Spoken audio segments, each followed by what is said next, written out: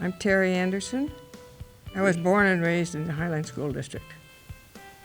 And I've seen a lot of changes, especially around the 50 Point Gregory Height Berrien area, because it's what I'm the most familiar with. Now I'm most familiar with Angler Lake, which is a place my mother wouldn't let me go when I was a little girl.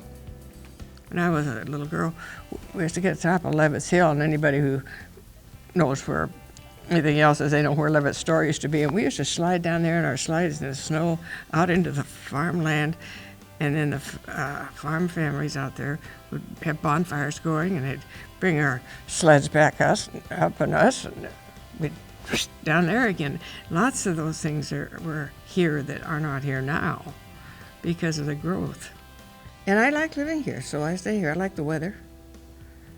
I have lived other places for momentarily. My husband was with the airlines, but I like it here, so I stayed here.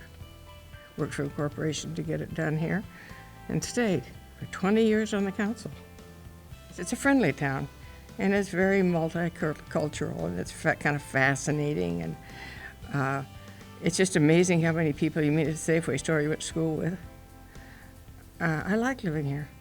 When they built the airport, why they added a lot of rather mid-income homes that were for people who were working at the airport to build it. And it was built by a firm named Johnson, Minnis and Moody, who were out of California. So they brought a lot of people with them, and that is not a small project, especially back then, in those days. And so they lived here for quite a while, so they had to find housing for them. And then when the war was over, the veterans bought them. The airport was in, the first airstrip was down, and traffic wasn't what it is now out there. And of course, then when the jet aircraft came, well, then more and more people came to work around here, hotels.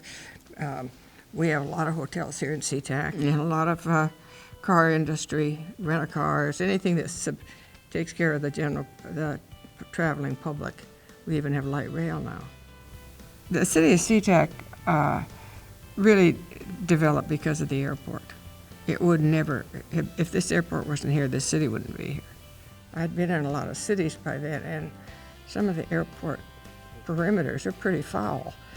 Joe Brennan came to me. He was a fire chief here, and talked to me into helping him. Well, helping Joe was getting fully involved. I worked about 10 hours a day in Angler Lake School, which was then abandoned, and the gentleman that owned it, was leasing it then, let us work there free. And these were long, horrible days, but we got it done. We found a Green River victim in our backyard at one time. We didn't, the police department did. And we found a gentleman hanging in the basement at one time, and the building was completely rat infested. I came to work one day and my whole desk was covered with rats. Stuff fell out of the ceiling. Fortunately, I'm not too squeamish, but it was an experience.